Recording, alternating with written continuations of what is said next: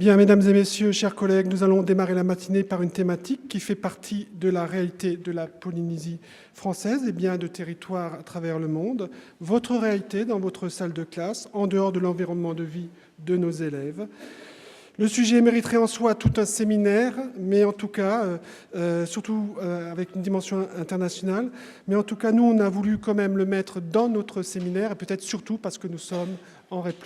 Je laisse la parole à Monsieur Jean Chaumine, directeur de l'ESP, qui animera cette table ronde. Bienvenue à l'Université de la Polynésie française et merci d'être venus si nombreux aujourd'hui pour participer à ces tables rondes.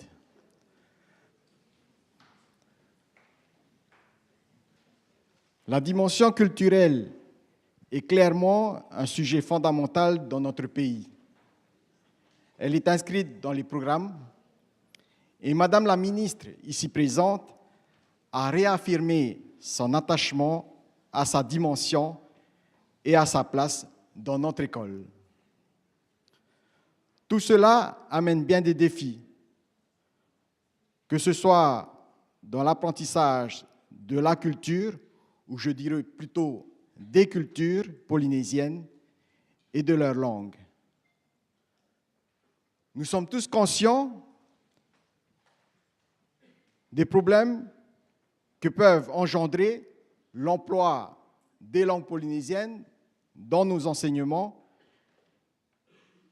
Mais nous savons aussi que dans pas mal de familles, seule la langue maternelle est parlée. Alors, comment prendre en compte cette dimension culturelle et linguistique pour se mettre au service de la réussite de nos élèves? C'est un riche débat et pour en parler aujourd'hui, nous avons le plaisir d'accueillir d'éminents experts qui nous viennent du pays, mais aussi de l'extérieur et qui sont là pour nous partager leurs connaissances et leur savoir sur la question. Alors, je vais les présenter un par un et un par un, je vais leur demander de venir s'installer. Alors, de la Polynésie française, nous avons la chance d'accueillir M. Ernest Marchal,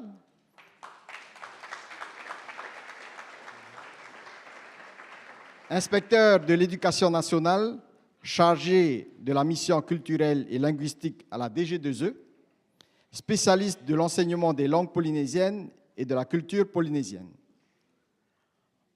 Alors, comme second invité, j'appelle M. Jacques Vernaudan,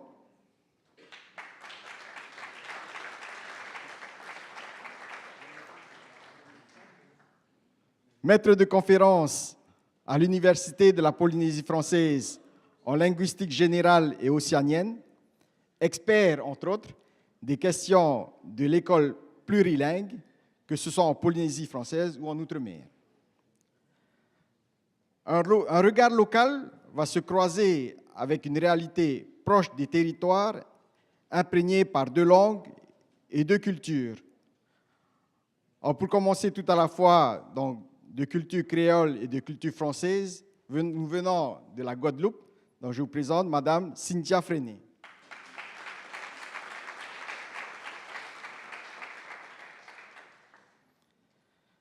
Qui est adjointe au DAZEN et qui nous vient donc de l'Académie de la Guadeloupe.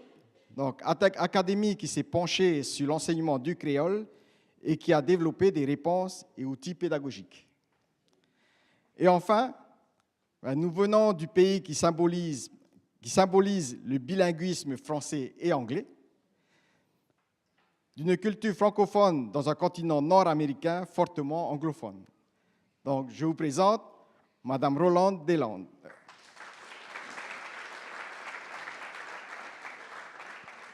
Qui est docteur et professeur émérite à l'Université du Québec à Trois-Rivières.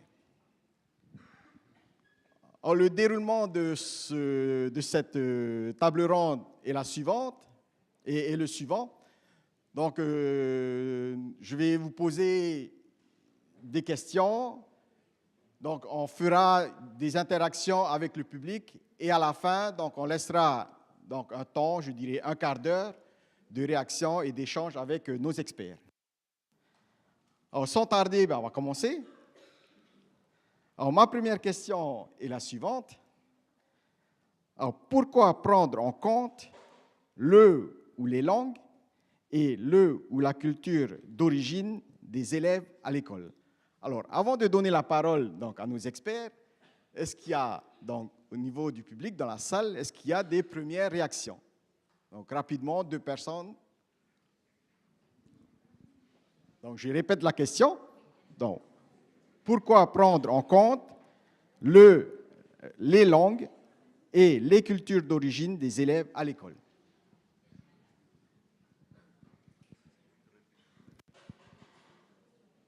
Donc, je vous demande d'être assez bref. Ensuite, Yorana i tō tātou whare i rei te pepe. Manawa e maewa. Ia wawa tātou. Te wira mata mua. Te i mahana o tō i te e whauwhaamo tō tātou reo i tō tātou i sotomo.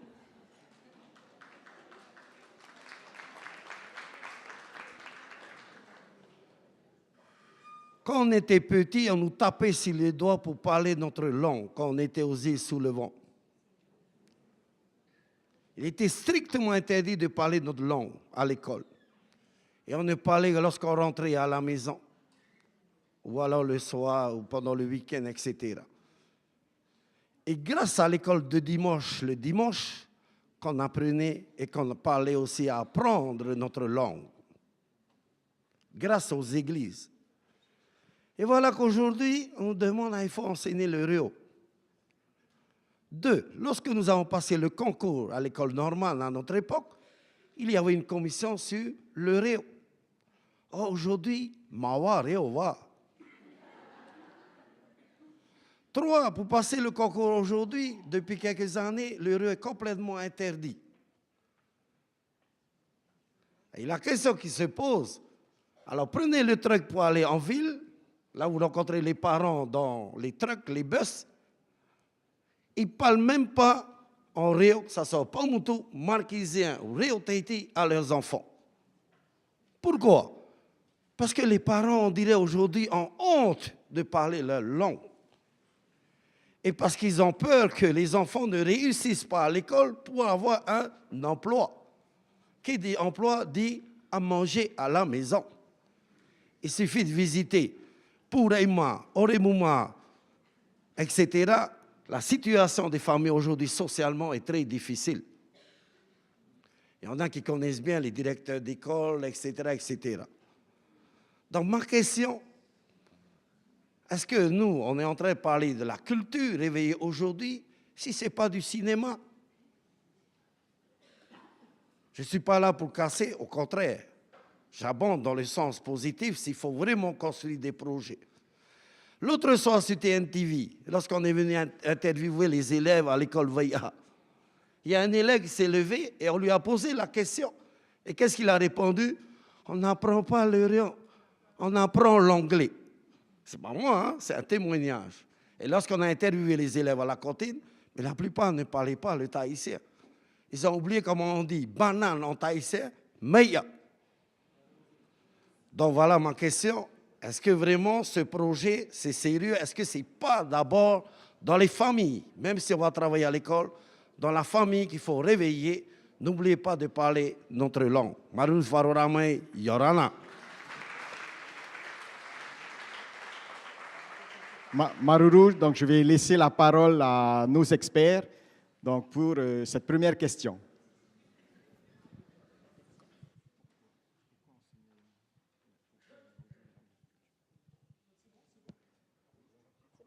Je n'ai pas... Ah voilà, très bien. Maruru Maitei Massimo Notei Wida. Simplement pour... je trouve que la question et l'intervention est très intéressante. Rappeler quelques petits éléments de contexte quand même. L'enseignement des langues et de la culture polynésienne ont été remis, comment dire, réintroduits à l'école dans les années 75. Hein, les premières expérimentations. Ce n'est pas d'aujourd'hui. Hein. 75, c'est à la fois lointain et à la fois récent, à l'échelle du temps, notamment pour ce qui concerne l'apprentissage des langues. Deux, un autre élément de contexte, c'est toujours présent au concours de recrutement des professeurs des écoles, mais avec une note éliminatoire qui n'existe plus au jour d'aujourd'hui, des coefficients différents, des attentes qui sont différentes. C'est vrai, il faut le reconnaître. Voilà. Ensuite, on a pu apercevoir, effectivement, nous rendre compte à la télévision, lors des informations, que certains élèves ne connaissaient pas, on est sur du lexique, tout simple, certains termes en langue polynésienne de manière spontanée, interrogés de manière spontanée. Je rappelle quand même que cet enseignement, sur des aspects réglementaires, apparaît dans nos programmes à hauteur de 2h30 par semaine, 2h40 par semaine. C'est énorme, sur 27 heures d'enseignement hebdomadaire. Ceci depuis la toute petite, voire la petite section. Voilà. Effectivement, donc déjà comme élément de contexte, voilà ce que je peux dire, et les réactions d'élèves peuvent effectivement nous surprendre. La question est bien posée. Non, pourquoi? Voilà. Il y a le milieu, ça doit questionner le milieu scolaire, le milieu familial, mais également toute la société dans son ensemble. Voilà. De mon point de vue, eu égard aux attentes de ce qui apparaît, les attentes des programmes, les élèves, là, à cette question, auraient pu répondre de manière assez aisée à ces questions, tout simplement. On était là, on n'était pas dans la classe, je le rappelle, on était à un autre moment, mais les élèves auraient dû répondre de manière assez aisée. Voilà. Oui, Maruru Jean. Ranata topa atoa i te pepei. Maruru orumetua Massimo no tawe wira. Tu révèles, à travers cette question, un paradoxe de notre système éducatif, si on le prend dans la durée, c'est-à-dire qu'effectivement, les parents d'aujourd'hui ou les grands-parents d'aujourd'hui sont passés par un système éducatif où ils n'avaient pas le droit de parler tahitien ou de parler les langues polynésiennes.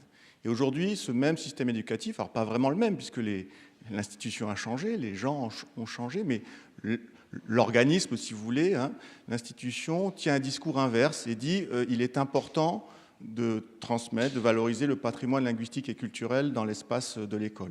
Effectivement, ce revirement est paradoxal et c'est pour ça que la question est posée ce matin, parce qu'il faut en parler pour clarifier cet enseignement, les objectifs de cet enseignement. Pourquoi? Alors qu'il y a 30 ans ou plus, il était interdit de parler tahitien à l'école et de parler les autres langues polynésiennes à l'école, et que l'on considérait que c'était finalement parler ces langues-là, se faisait au détriment de la réussite scolaire.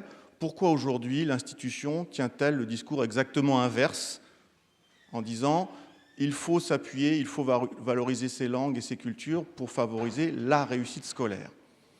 Alors, je pense que c'est une discussion qui doit être... Il ne faut pas que ce soit quelque chose qui vienne d'en haut et qui vous tombe dessus comme une sorte d'évidence. Vous devez vous-même y réfléchir.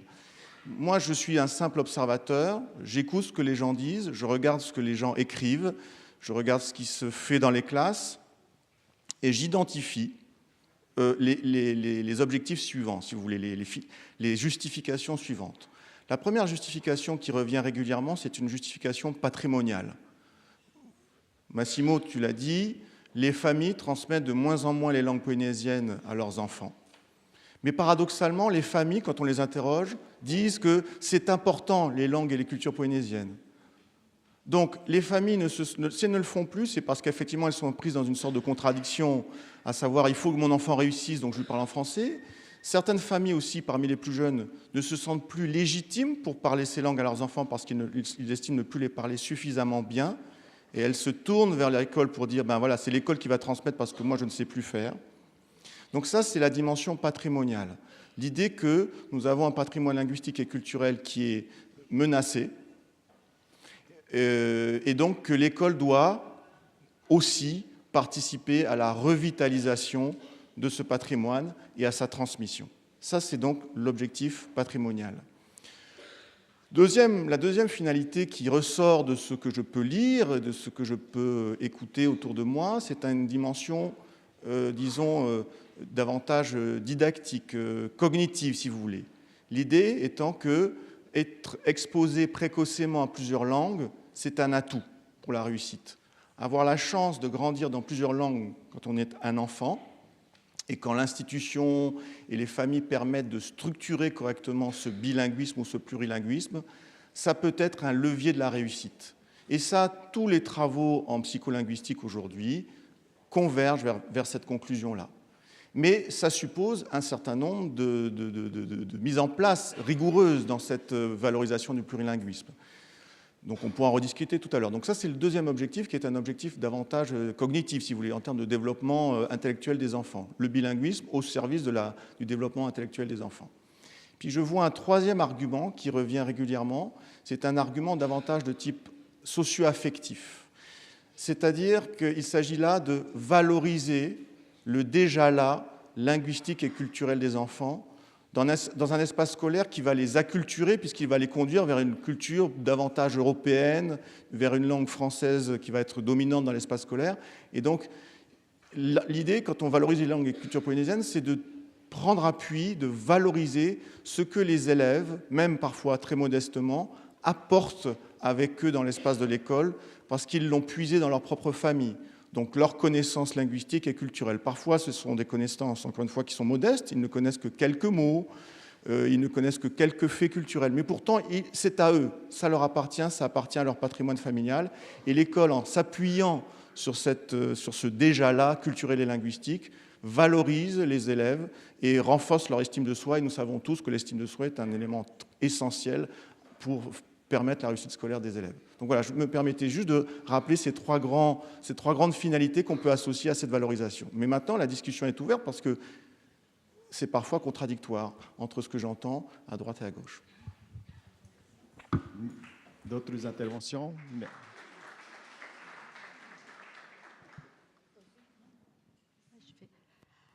Alors, j'ai bien aimé l'introduction. Vous voyez, je viens du Québec. Et il faut rappeler que l'éducation est sous la juridiction de chacune des provinces du Canada. Alors, au Québec, à partir de la loi 101, tout le monde doit apprendre le français. Alors, on reçoit beaucoup d'immigrants de l'extérieur et ils doivent passer par des classes de francisation. Et comme je mentionnais hier, il y a certaines ethnies pour qui c'est plus difficile.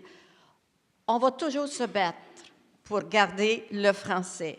Un exemple, on disait que finalement le Canada est bilingue, mais dernièrement, il y a eu des élections en Ontario. L'Ontario, c'est la province, juste à côté du Québec. Et M. Ford a été élu et il a éliminé le poste de commissaire francophone. Et les francophones de l'Ontario voulaient développer une université francophone pour finalement donner la chance à leurs jeunes de poursuivre des études et de les garder chez eux autant que possible, parce qu'ils s'en viennent au Québec, entre autres, et puis beaucoup d'entre eux ne retournent pas. Alors, vous voyez, notre premier ministre, Justin Trudeau, est intervenu il y a quelques jours, et de ce que j'ai compris, il serait prêt à donner ou à engager quelques millions pour aider justement les francophones de l'Ontario. Mais on se rend compte, c'est vraiment inquiétant dès le moment, on se rend compte qu'il y a de moins en moins de francophones dans les diverses provinces. Alors récemment, je suis allée en Saskatchewan, ça c'est une autre province dans l'Ouest, on cherchait les francophones. Et c'est la même chose par rapport au Nouveau-Brunswick, ça c'est sûr, là c'est francophone, mais encore là, ils se battent eux aussi pour garder leur français. Vancouver, vous allez entendre parler français parce que, entre autres, ce qui aide, il y a beaucoup d'immersion en français. Alors c'est vraiment aidant. En m'en venant à Los Angeles, j'ai rencontré un jeune qui me disait qu'il était tout content de parler français. Et puis, il dit, moi, c'est grâce à mon immersion que j'ai appris le français. Il en était fier. Donc, il y a ça par rapport au français. Ensuite, je m'en voudrais que de ne pas mentionner ce qu'on a fait finalement à nos Premières Nations, bien avant mon temps, hein? Et je vous écoutais, puis ça ressemble étrangement à ce que vous avez vécu. On les empêchait de parler leur langue, et ils ont été dans des pensionnats, bref, hein, je vous en fais grâce, là, ils ont vécu des horreurs. Mais maintenant, je sais qu'il y a des gens qui sont en train de les écrire, cette langue-là, ces langues-là, pour justement que ça ne se perde pas. Comme nous, à l'Université du Québec, à Trois-Rivières, nous avons reçu, parce qu'ils ont diplômé, des Atikamekw. Et dans un premier temps, ils parlaient seulement leur langue, des futurs enseignants. Et ils ont appris le français, ils sont maintenant retournés finalement dans leur réserve. En passant, souvent, c'est le conseil de bande, hein, qui réglemente l'éducation sur les réserves. Alors, c'est en gros ce que je voulais mentionner. Donc, c'est pas gagné. C'est pas gagné. Il faut rester vigilant, il faut rester aux aguets. Bon, on est fiers d'être un pays bilingue. Merci pour ces premières réponses. Donc, on vient de voir pourquoi l'intérêt pour les langues maternelles. Alors, la deuxième question à se poser, c'est comment? Alors, quelles sont les dispositions mises en place pour prendre en compte ou favoriser les langues et la culture des élèves à l'école, mais aussi dans un cadre plus général, je dirais, dans nos familles et dans la société? Donc, je vais peut-être laisser la parole à une des personnalités extérieures pour commencer. Oui, bonjour. Donc, je ne suis pas une experte en linguistique, mais je suis confrontée évidemment, comme vous, à ce plurilinguisme, à la présence sur notre territoire de la Guadeloupe d'une langue maternelle qui est d'abord le créole, mais de plus en plus, à cause des flux migratoires que nous accueillons.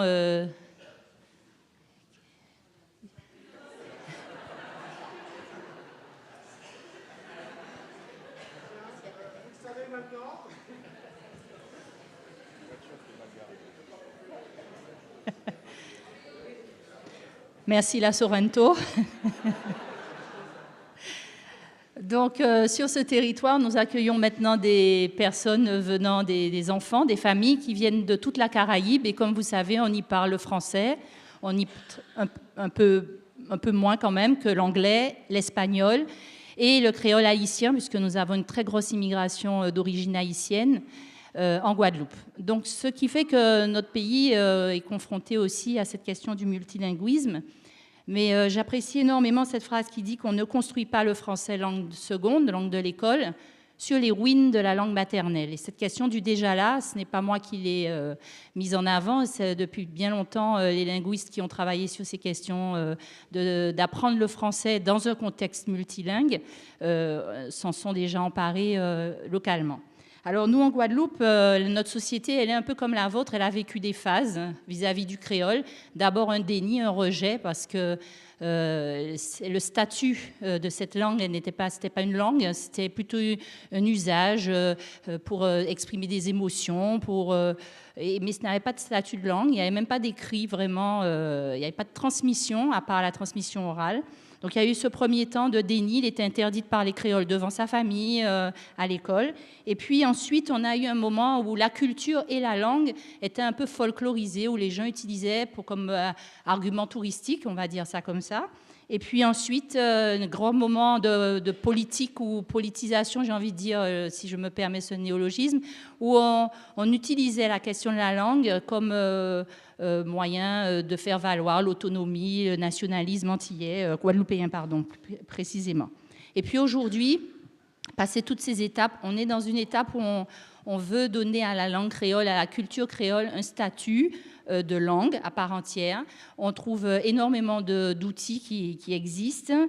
l'école, il y a une réappropriation de la culture, il n'est plus question de mettre à l'écart. On peut même entendre des hommes politiques, des enseignants s'exprimer en créole dans des grandes audiences, sans pour cela avoir le sentiment de ne pas maîtriser le français, parce que c'était ça la question, l'interférence entre le créole et le français. L'idée, c'est que utiliser le créole nous empêche de parler correctement français. Ça a vraiment été un peu le statut de cette langue. Et puis, nous avons eu beaucoup de productions, notamment, vous savez que le Gros Cas, aujourd'hui, c'est un patrimoine de l'UNESCO. Donc, ça aussi, ça a permis de redorer le blason de notre culture. Il y a des dictionnaires, des traces, notamment, on écrit sur la danse. Il y a des livres aujourd'hui qui expliquent les mouvements de danse qu'on appelle le Gros Cas. Et donc, il y a vraiment un effort pour repositionner et pouvoir transmettre. Il y a vraiment un travail de transmission de cette culture au niveau de notre île de la Guadeloupe, mais également de la Martinique. Donc, tout ça pour dire qu'à l'école aussi, il y a un texte réglementaire que le ministère a édicté, qui nous permet d'enseigner à part entière, de manière à part égale, le créole. Nous avons quelques classes bilingues, français-créole, et également un temps dédié à l'enseignement du créole qui maintenant fait partie des langues vivantes. On ne dit plus LCR, c'est vraiment un virage important. On n'est plus sur la langue et culture régionale, cette dimension un peu folklore, on est sur une langue vivante régionale. Donc cette avancée, elle est significative. Et vous disiez que les familles, maintenant, commencent à progresser de redonner sa place au créole, mais ce n'est pas si évident. Et c'est vrai que l'enseignement va amener comme disait monsieur, une argumentation pour poser vraiment cette langue comme nécessaire. Du reste, nos nouveaux arrivants, quand ils sont nouvellement nommés en Guadeloupe, ont systématiquement un temps de stage pour apprendre, s'acculturer, connaître le contexte guadeloupéen avant d'enseigner. Donc il y a vraiment un effort de fait. Tout n'est pas fini, il y a encore des résistances, mais il y a de vrais efforts. Voilà. Et au niveau de la Polynésie française, donc, quelles sont les dispositions qui ont été mises en place, donc dispositions institutionnelles? Je ne vais pas rappeler celles que vous connaissez tous déjà, au sein même de l'école, ici, l'enseignement des langues et de la culture polynésienne, j'ai abordé le sujet tout à l'heure, est inscrite au programme à hauteur de 2h30, 2h40 par semaine dans le premier degré, avec des textes qui existent, le cadrage est clair. Sur le plan didactique, pareillement, on a des éléments qu'il nous faut pour pouvoir les enseigner et qui se rapprochent beaucoup du cadre, qui s'appuie notamment sur le cadre européen commun de référence pour les langues. Cet enseignement est poursuivi de manière quasiment généralisée en 6e. Maintenant, ça c'est une nouveauté. En 6e, dans pratiquement tous les collèges de la Polynésie française. Et puis ensuite, ce sont des langues vivantes, en LV2. Ensuite, à partir de la 5e, ce sont des choix des élèves et des familles pour ce qui concerne les langues et la culture polynésienne. Voilà. Avec une dominante forte sur le second degré, à partir de la LV2, c'est du tahitien, notamment, qui est enseigné à l'échelle de la Polynésie française. Voilà. Petit à petit, on retrouve cette langue, ainsi de suite, jusqu'au niveau du baccalauréat. Okay. Alors, pour vous laisser le temps, en fait, d'avoir des échanges avec nos experts, donc je vais juste te poser donc, une dernière question. Au plan du curriculum scolaire, y a-t-il des mesures prévues pour favoriser le sentiment d'appartenance et d'identité des jeunes et de leurs familles?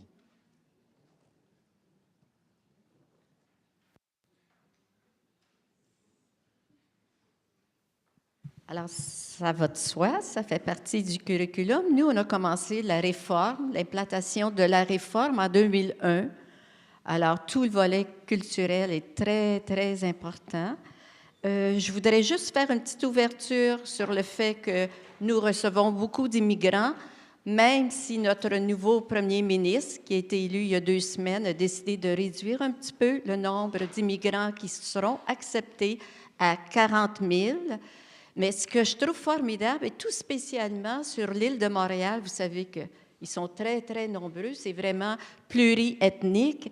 Alors, ils ont ce qu'on appelle des sacs d'histoire à partir de la maternelle et première année, où il y a au moins 10 langues. C'est une histoire qui est traduite en 10 langues et qui rejoint finalement les langues des élèves qui sont dans la classe. Parce qu'on s'est rendu compte qu'on devait, dans un premier temps, valoriser leur langue maternelle. Alors, on parle d'identité pour finalement en arriver, évidemment, à l'apprentissage du français. Alors qu'autrefois, on disait « oublie tout » et on apprend le français. Alors, c'est un petit témoignage, là. Je laisse la parole à mes collègues.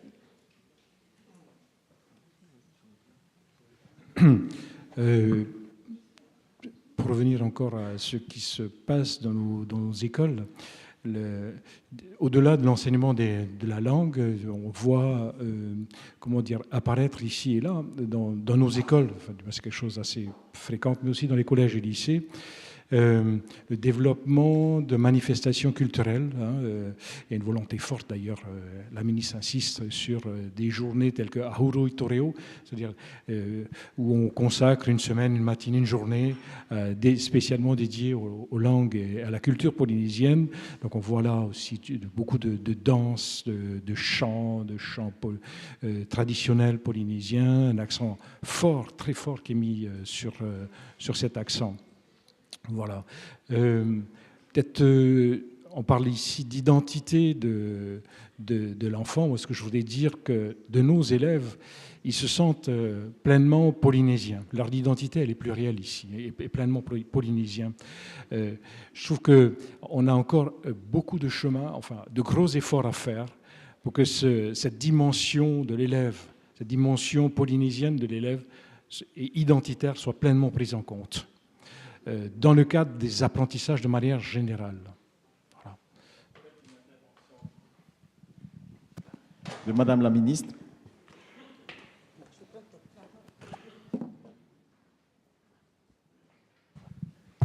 Bonjour tout le monde.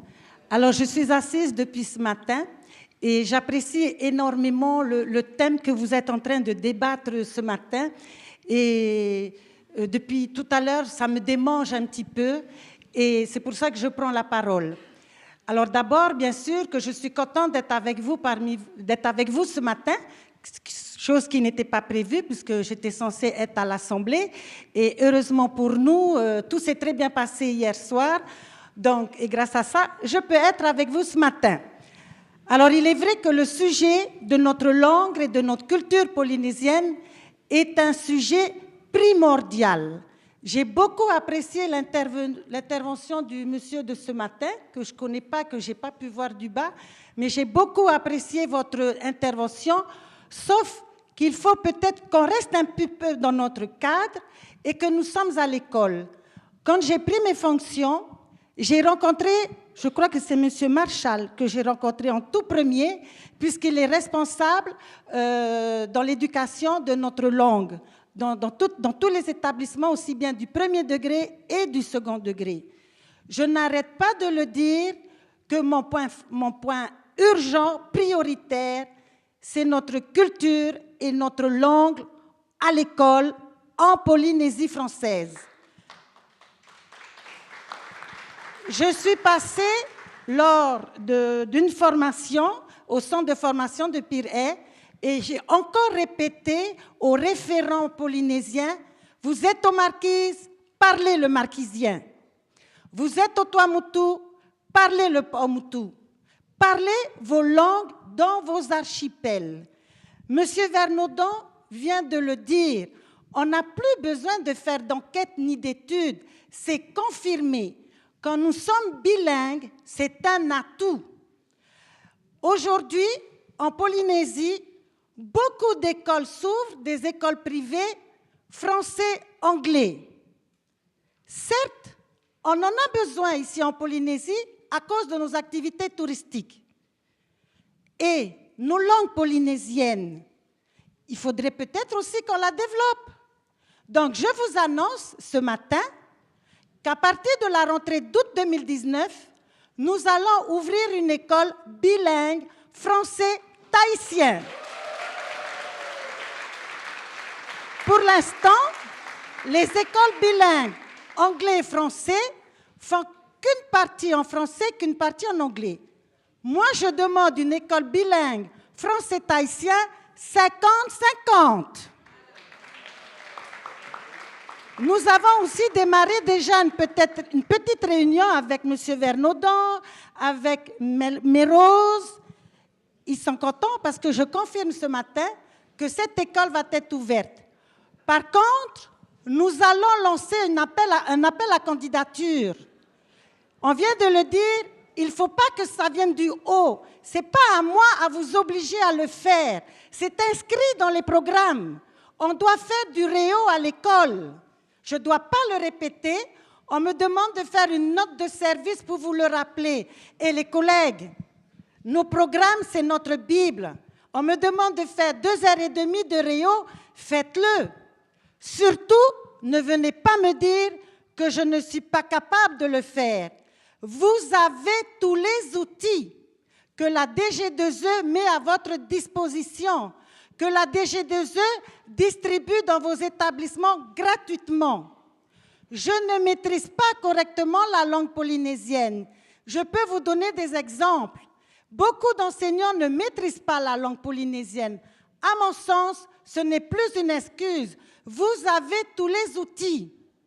S'il en manque encore, interpellez-nous, on va vous en fournir. Ce n'est pas un souci. Mais vous êtes tous volontaires, je le sais. Allez-y, éclatez-vous dans vos langues et dans votre culture. On a la chance de pouvoir le faire ici en Polynésie française. Un autre exemple, j'ai des collèges, je ne vais pas citer de nom, il y a des collèges qui rencontrent des problèmes dus à leurs résultats scolaires. Alors moi, ce qui me fait bizarre, je ne suis pas raciste, hein, ce sont des MAD de la métropole qui arrivent et qui mettent en place des projets culturels. Non mais, enfin, je ne sais pas, hein, c'est une interrogation. Et grâce à cette mise en place de ces projets, les résultats sont bons, deviennent meilleurs. Alors nous, Polynésiens, on n'ose pas. Allez-y, osez. Je ne vais pas dire non, au contraire. Ce n'est pas les moyens qui manquent, je vous le dis. Ce n'est pas les moyens qui manquent. Allez-y, lancez-vous, parlez nos langues. Merci.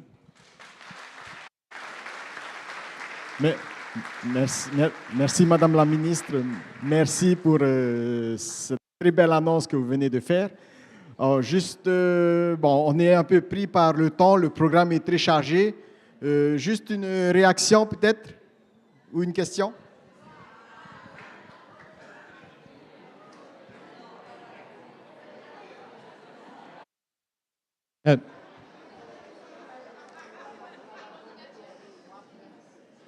Wadreha Yorana. Yorana, Jaki te ie. I proprau no tatui o ai te hiti au te raha. Te maura ia oe. E o proprau i te ita e ta oi wahiti hone o Jacques. I tia ni atu e ta awha tatui ta tatu hora. I ai ni tra mana o tō Marshall, mana o teito te ria. Tara matahiti hitu ahuru mapa, o wau te tahe oro me tua a piroa. Maha ahuru ia maha matahiti te nei. Wai hotu te ria a amu teito. E hari ni tara mana o whatarehau te hinaroro e turu i tara mana o tō oe. Me te me tā awha tātou i tā tātou hapira i te matahiti muri nei. Nen he tātou praprau. E hare me oe awha i tā autu huaiti. No atu e iri iti. Hare mei te rirei tāna iri. E o ti e haone roa ona. E nū tara parau e, ha tupu i te manuia e roto i tara tamari i maoi. No te mea, oi te tātou i te hapi i te tamari i nā roto i te reo whrani. Me i te roa tātou i te rira. E ere nona te i e parau. E ere no te tamari i te parau rei te reo whrani i roto i tōna utu awhare, te i e wharerei rata tātou. No tara mo te mari te nanera i te reo. No tara mo me tua te hamara, mi tara i parau i nau ane. No rato te i rurura. Nen he tātou e tā maunu e te api i tā tātou motomari, no te motomari, no te tuawhare whanau. Ai te whiwhi te rira, tā maunu a tātou iria.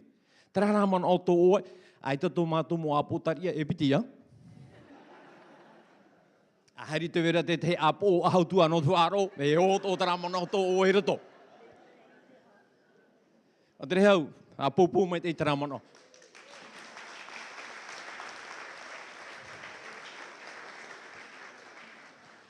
O pani tua o i tāu paraparau rai wā tere hau e te mohui manai mua e tō tātou matahi o Marshall. Iriti wa haua o e tarana nā Paul. Ia o e o pani. Trapai Paul reo. E hapai o tui o pani ai.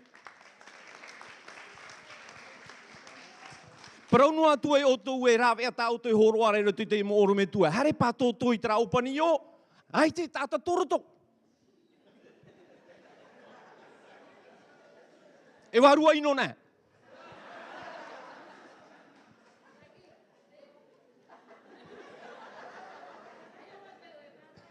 Tā tara nā uputa ia nen he mātou e amoi tara nā whanhora whatere hau.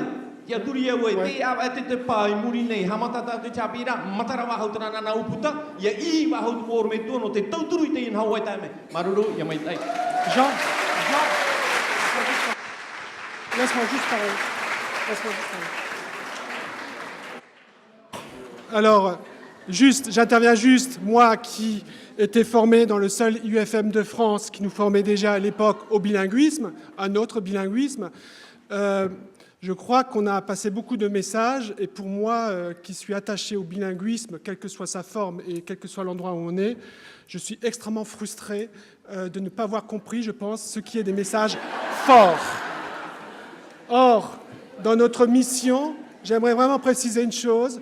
On peut bien ne pas parler polynésien ou être de culture polynésienne et pour autant défendre la richesse et la diversité de tous nos territoires de France, d'Europe ou d'ailleurs.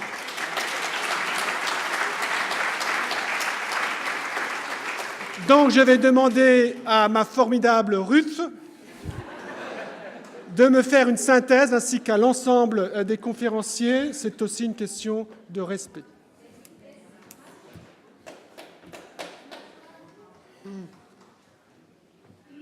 Oh, Maruru, Yorana. Alors, monsieur, pour faire très court, c'était les mêmes paroles que notre ministre, mais dit à la manière de Jackie. C'est tout. Il n'y a pas à traduire, c'est simplement le même message. Voilà. Il y a quelqu'un d'autre qui voudrait... Attends, juste pour répondre quand même à Jackie. Non, mais quand il me regarde, est-ce que je ressemble à une Varua Ino? Hein? Varua Ino, c'est mauvais esprit, mais vous, vraiment, quand même.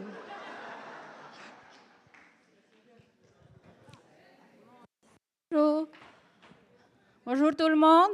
On a bien compris que la politique éducative polynésienne était les langues polynésiennes, les langues et cultures polynésiennes. On parle beaucoup de continuité école-collège, du cadre institutionnel, des programmes qui nous imposent ces 2h40 de langue polynésienne au premier degré, voire 5 heures dans certains sites expérimentaux.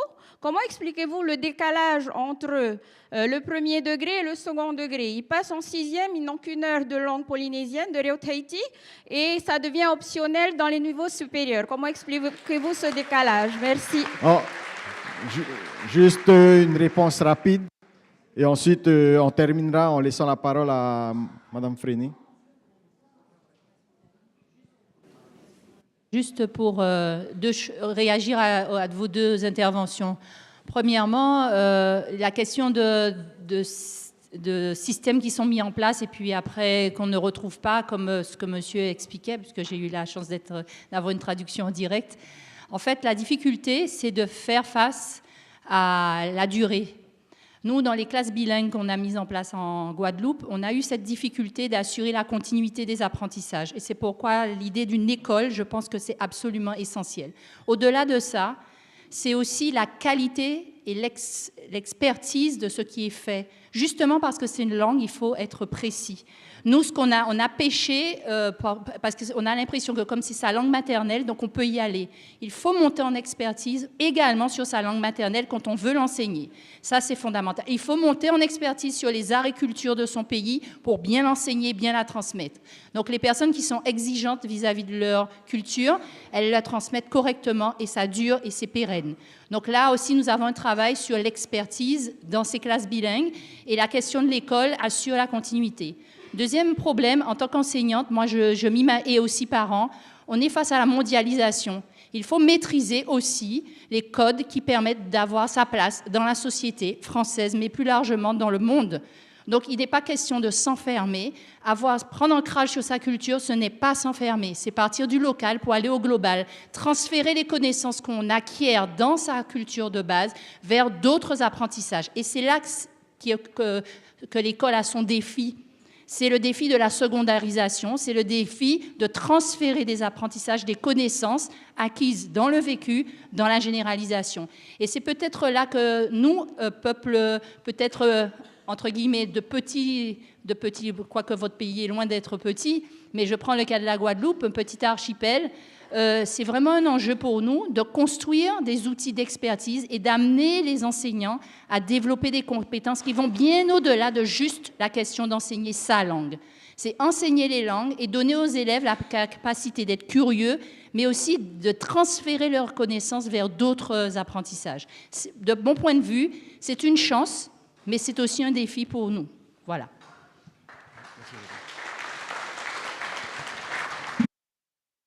Je vais juste ajouter un mot à la suite de l'intervention de Mme Freinet qui est très précise. Vous comprenez, si on doit aller dans cette voie-là, il faut le faire avec soin et précision.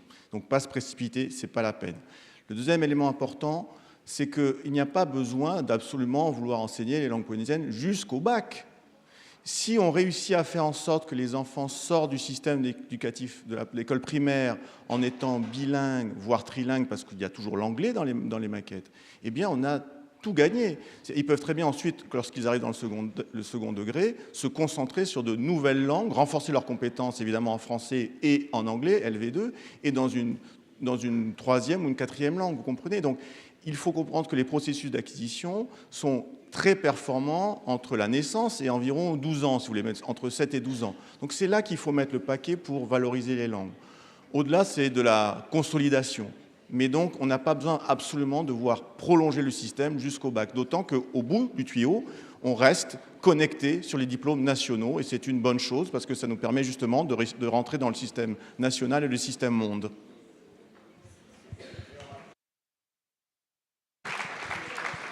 Oui. Alors, je disais, avant l'annonce de Madame la Ministre, que l'on remercie, juste avant, que je pensais que la dimension identitaire et culturelle de nos élèves était insuffisamment prise en compte. Et c'est là, justement, une réponse à apporter au constat que je faisais. Merci, Madame la Ministre. Encore un grand merci à tous nos experts et Maruru Nototo Faro Ramay. Bien. Alors, je l'ai dit, hein, cette thématique mérite en soi un séminaire. Hein, et je l'ai aussi dit que je vais créer des frustrations pour pouvoir en parler plus encore après, j'espère, dans un autre cadre. Voilà. En tout cas, merci à nos conférenciers. Merci pour vos interventions.